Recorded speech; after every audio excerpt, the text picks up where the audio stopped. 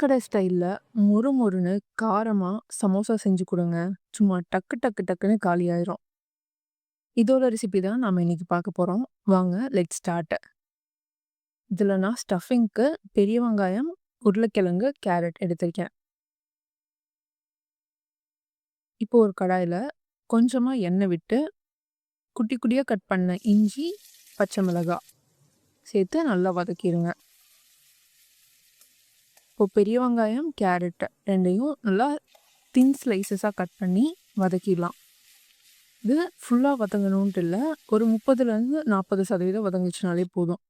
இப்போ தேவையான அளவு உப்பு, மிளகாய்த்தூள், மஞ்சள் தூள், மல்லித்தூள் சேர்த்து இதோட பச்சை வாசம் போகிற அளவு மட்டும் நல்லா கலந்து விட்டுருங்க. இதுலேயே வேக வச்ச உருளைக்கிழங்க மசிச்சு சேர்த்துக்கலாம். நீங்கள் இதுவே இன்னும் கொஞ்சம் ஹெல்த்தியாக வேணும்னு எதிர்பார்த்தீங்கன்னா வேக வச்ச சுண்டல், முளைப்பயிறு கூட சேர்த்துக்கலாம். இதிலே கொஞ்சமாக புதினா மல்லி சேர்த்து அடுப்பை ஆஃப் பண்ணிட்டு நல்லா மிக்ஸ் பண்ணிடுங்க.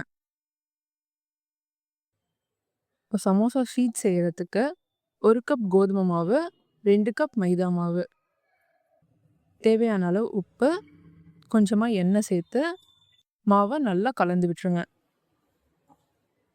நம்ம கையில் அழுத்தினோம்னா பிடிப்பதம் வர அளவுக்கு கலந்துட்டு கொஞ்சம் கொஞ்சமாக தண்ணி விட்டு சப்பாத்தி மாவு பதத்துக்கு நல்லா சாஃப்டாக பசைஞ்சிக்கலாம். இதை 1 மணி நேரத்துக்கு ரெஸ்ட்டில் விட்டுடலாம்.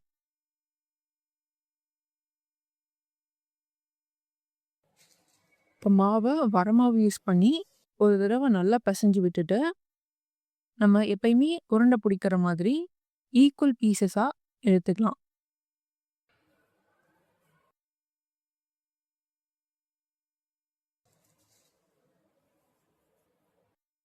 இப்போ இதை வரமாவை வச்சே சப்பாத்தி திரட்டுற மாதிரியே தான் திரட்டுவோம். ஆனால் இது நல்லா மெலிசாக திரட்டணும்.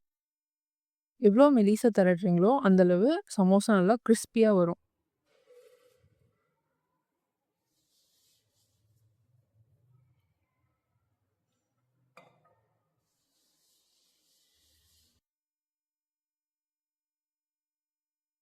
பாருங்க, இந்த மாதிரி எல்லாத்தையும் திரட்டி வச்சுட்டு சூடான தோசைக்கல்ல 1 பை 1 போட்டு லைட்டாக மட்டும் வேக வைக்க போகிறோம். நம்ம சப்பாத்தி மாதிரி ஃபுல்லாக வேக வைக்காமல் மாவை போட்டுட்டு பாருங்கள், இது சூடாகி மேலே ஒயிட் கலரில் டாட்ஸ் வருதுங்களா, அந்த அளவு மட்டும் வந்ததுக்கப்புறமா திருப்பி போட்டு எடுத்துக்கலாம். அதாவது மாவில் இருக்கக்கூடிய ஈரப்பதம் மட்டும் கம்மியாகுது. இப்போ இதோட கார்னர்ஸ் மட்டும் கட் பண்ணிவிட்டு சமோசா ஷீட்ஸ் மாதிரி நான் ரெடி பண்ணிக்கலாம். இந்த ஷீட்ஸையே நீங்கள் ஃப்ரிட்ஜில் வச்சு 1 மாதத்துக்கு கூட யூஸ் பண்ணிக்கலாம். உங்களுக்கு கல் இன்னும் பெருசாக இருந்துச்சுன்னா சமோசா ஷீட்ஸோட நீளமும் இன்னும் கொஞ்சம் பெருசாக ரெடி பண்ணிக்கலாம். ஷீட்ஸ் எல்லாமே ஒட்டுறதுக்கு கொஞ்சமாக மைதா, தண்ணி விட்டு நல்லா திக் பேஸ்ட்டாக ரெடி பண்ணிடுங்க.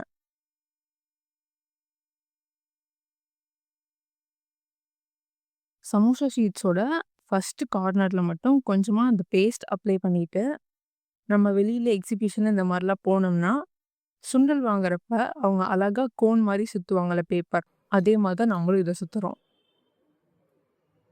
இந்த கோன் மாதிரி சுற்றிட்டு உள்ள ஸ்டஃபிங் வச்சு மீதி இருக்கிற இடத்துலையுமே அந்த பேஸ்ட் அப்ளை பண்ணிவிட்டு சமோசாவை ஃபுல்லாக கவர் பண்ணிடலாம். சமோசாவோட எல்லா கார்னர்ஸ்லையுமே கேப் இல்லாத மாதிரி கவர் பண்ணிக்கோங்க.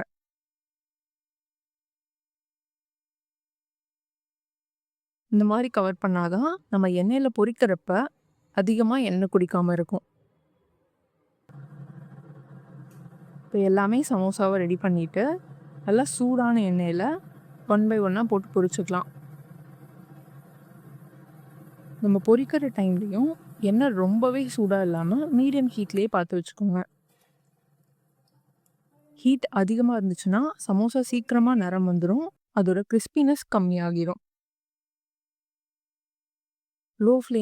லோ டு மீடியம் ஃப்ளேம்லேயே மெதுவாக திருப்பி போட்டு நல்லா குக் பண்ணுங்கள்.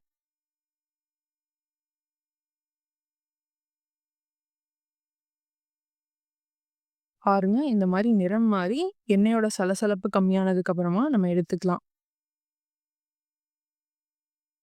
இதோட இன்கிரீடியன்ட்ஸ் மெஷர்மெண்ட்ஸ் எல்லாமே நான் டிஸ்கிரிப்ஷனில் மென்ஷன் பண்ணியிருக்கேன். கண்டிப்பாக வீட்டில் எல்லாத்துக்கும் செஞ்சு கொடுங்க. நம்ம மீனு ஸ்பைசஸையும் சப்ஸ்கிரைப் பண்ணிடுங்க.